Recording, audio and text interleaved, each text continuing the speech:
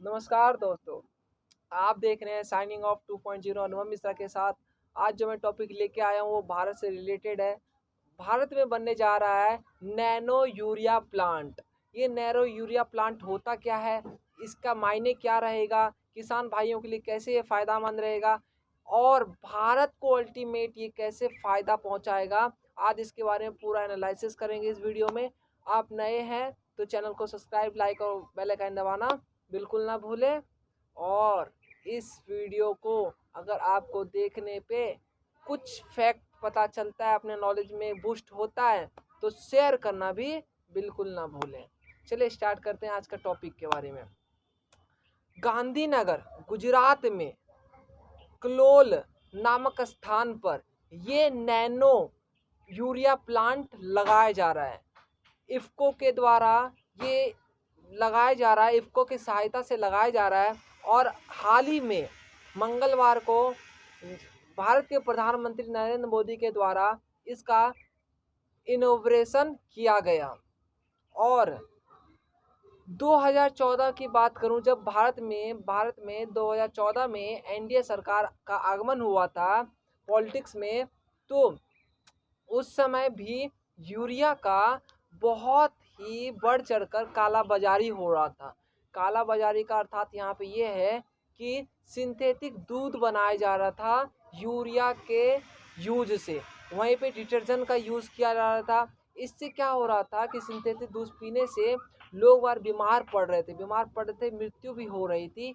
मतलब सिंथेटिक दूध जैसे उस प्रकार नहीं होता है कि जैसे कि मान लीजिए, जैसे जैसे कि आप अल्कोहल पीते हैं, अल्कोहल की जगह आप वहीं पे दूसरा चीज़ जो पी लेते हैं जिसका नाम होता है अल्कोहल का दूसरा नाम भी होता है, वो मैं भूल गया हूँ। अगर आपको पता है तो कमेंट करके आप बता सकते हैं। तो मैं बात कर रहा हूँ, इस काला बाजारी को रोकने के लिए भारत सरकार ने उस यूरिया में क्या किया था कि नीम के पत्तों के जो कड़वापन होता है उसमें लेपन कर दिया गया था। लेपन करने से क्या हुआ कि जो सिंथेटिक दूध बनता था, डिटर्जेंट सब बनाया जाता था, उससे काला बाजारी किया जाता था, वो काला बाजारी बंद हो गई। यूरिया जो कि किसान के लिए आवश्यक होता है इस फर्टिलाइजर के रूप में किसान भाइयों के द्वारा तीन चीज़ का यूज़ किया जाता है, नाइट्रोजन, पोटेशियम और एक फास्फोरस का। जिसमें कि नाइट्रोजन को यूरिया के रूप में लेते हैं, वहीं पे फास्फोरस को डीएपी के रूप में यूज़ किया जाता है किसान के द्वारा। और जब खेत में फर्टिलाइजर के रूप में नाइट्रोजन को डाला जाता है तो उस खेत का उर्वरक क्षमता बहुत ही ज़्यादा बढ़ जाता है, जिसके कारण उत्पादकता क्षमता जो खेत की होती है वो बहुत ज़्यादा बूस्ट हो जाती है और प्रोडक्शन एक्टिविटी बहुत ही हाई लेवल पे चले जाती है।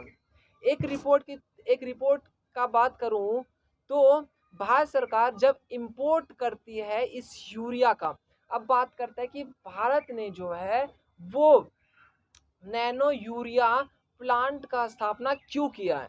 तो मैं आपको बताना चाहूँगा कि भारत सरकार के द्वारा एक बोरी जो कि दुनिया का नंबर 1 सेकंड लार्जेस्ट कंट्री है इंडिया, जो कि पूरे दुनिया के प्रोडक्शन का 1/4 हिस्सा इंपोर्ट करती है अपने भारत देश में।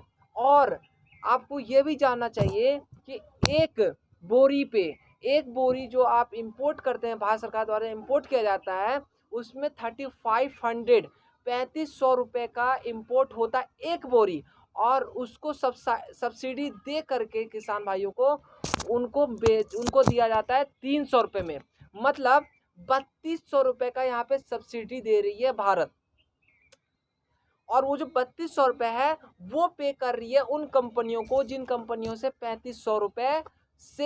3500 का वो यूरिया जो पैकेट है 50 किलो का वो लेती है। और यूरिया जो हम इंपोर्ट करते हैं एक बैग में आपका होता है 50 kg। उस 50 kg वो जो 50 kg है वो 3500 का आपका इंपोर्ट में पड़ता है एक बोरी पे। और वही भारत सरकार के द्वारा सब्सिडी दे करके 300 किसान भाइयों को प्रोवाइड करवाती है। मतलब 3200 का यहाँ पे वो जो सब्सिडी का जो पे करती है वो भारत सरकार उन कंपनियों को करती है, लेकिन यह तो हुई सस्टेनेबल, यह तो कोई सस्टेनेबल प्लान नहीं है। सस्टेनेबल मतलब क्या, मतलब कि फ्यूचर में बाई चांस अगर मान लीजिए, जैसे कि अभी जब यूक्रेन और रशिया का वार चल रहा है, तो इस समय जो फर्टिलाइजर का है उसका इतना दाम बढ़ चढ़ गया है कि आप उसको कैसे खरीदेंगे, कैसे उसको सब्सिडी देके भारत सरकार प्रोवाइड करवाएंगे। तो ये जो आप कर रहे हैं, भारत सरकार जो कर रही है कि सब वहाँ से 3500 रुपये में लेती है और यहाँ पे 300 रुपये में प्रोवाइड करवा देती है, ये सस्टेनेबल तो नहीं हुआ।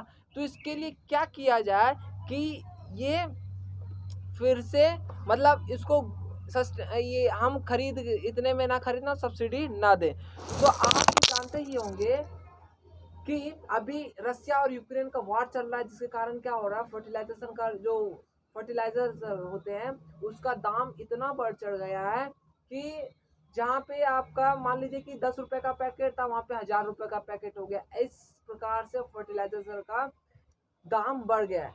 और आपको मैं बता दूं, एक कहावत भी है, आवश्यकता ही आविष्कार की जननी है।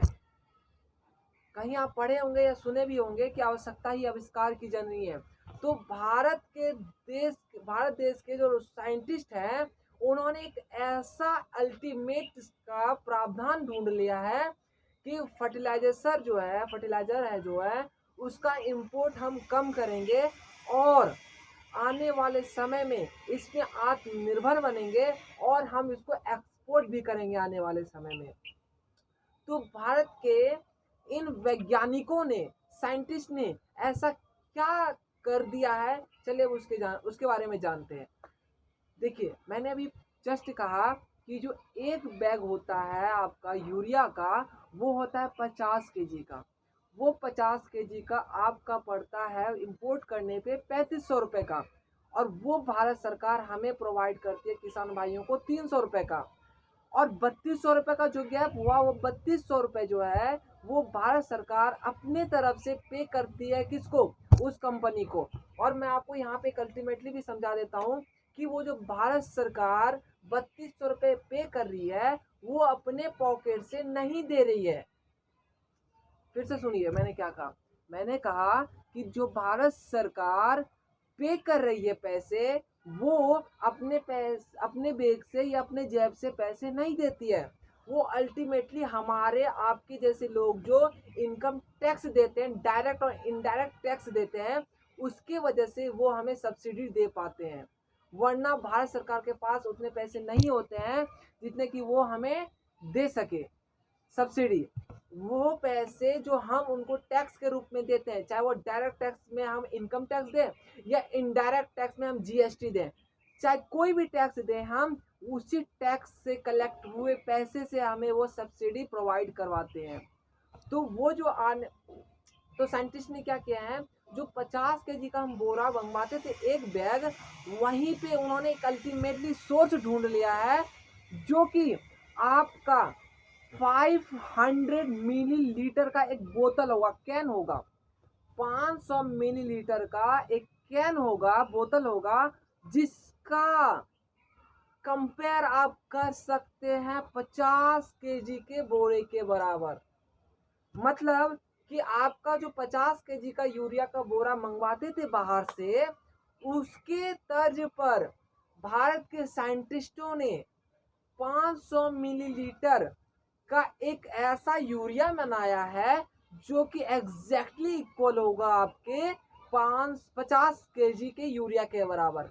काम सेम करेगी, बस आपका जो इसमें क्या हो गया, रेट भी घट गया। जो ये बना रही है वैज्ञानिक, इनके द्वारा जो बनाया जा रहा है, ये मात्र आपका 250 रुपये में बनके तैयार हो रहा है, 230 रुपये में बनके तैयार हो रहा है, और 240 रुपये और 50 रुपये तक किसान भाइयों को ये प्रोवाइड कर दिया जाएगा।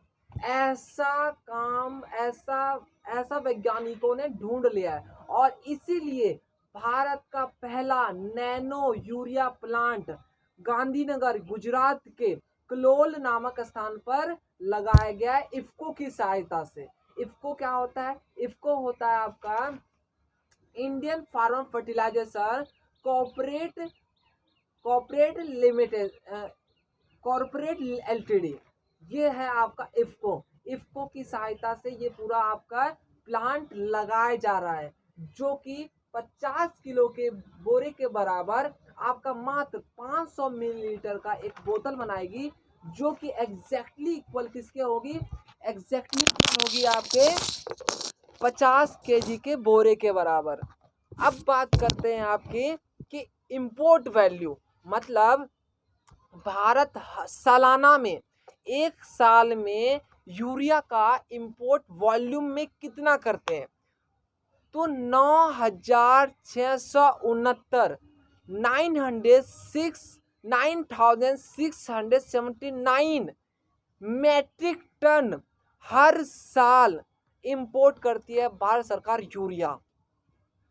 और भारत, जैसे मैंने कहा कि भारत दुनिया का सेकंड लार्जेस्ट इंपोर्टर है यूरिया का, जो कि 1/4 भाग इंपोर्ट करती है पूरी दुनिया के प्रोडक्शन का। और मैं बात करूं कि भारत सरकार का जो ये फैसला है, ये आत्मनिर्भर भारत के अनुसार है। और भारत सरकार का कहना है कि आने वाले समय में मैं 1.5 लाख बोतल पर डे प्रोड्यूस करूंगा, मतलब कि मैं आने वाले समय में 1.5 लाख बोतल प्रोड्यूस करूंगा। और इस क्षेत्र में, यूरिया के क्षेत्र में, न केवल मैं अपने देशवासियों के किसान की मैं सहायता करूंगा, बल्कि मैं एक्सपोर्ट भी करूंगा इस चीज़ का। ये बहुत ही बड़ा इनिशिएटिव किया जा रहा है भारत सरकार के द्वारा, बहुत ही सराहनीय काम है। और मैं बता दूं, कलोल के अलावा आने वाले समय में इसका प्लांट कहाँ कहाँ लगेगा, इसका लगेगा बेंगलुरु में लगेगा, पारादीप में भी लगेगा, कांडला में भी लगेगा, गुवाहाटी में भी लगेगा। इसके अलावा 2-3 जगह और हैं जहाँ पे आने वाले समय में आपका यूरिया का प्लांट लगने वाला है, जो कि न केवल भारत को प्रोवाइड करेगी यूरिया, ये पूरे देश, पूरे विश्व को भी ये एक्सपोर्ट करने में क्षमता अपने आप में रखेगी आने वाले समय में। और मैं आपको बता दूं, यूरिया से, इस काम से कि नैनो प्लांट यूरिया जो लगाए गए भारत में, इसका क्या अल्टीमेटली प्रभाव पड़ेगा भारत में।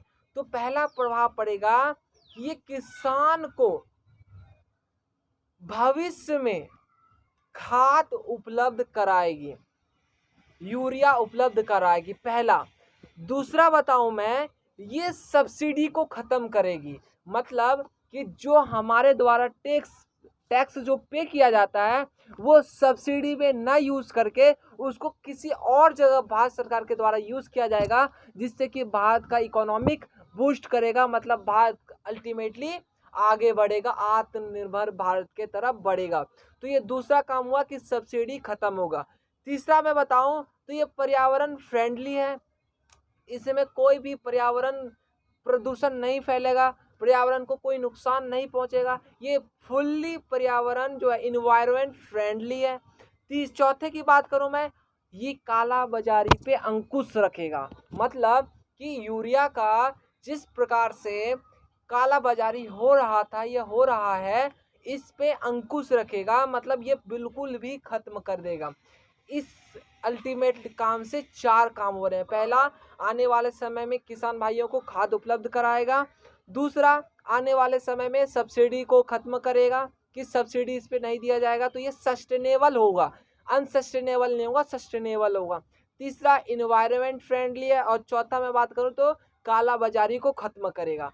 और मैं बात करूँ कि अब बात करते हैं कि इस प्रोजेक्ट का नाम नैनो यूरिया प्लांट, नैनो ही क्यों पड़ा?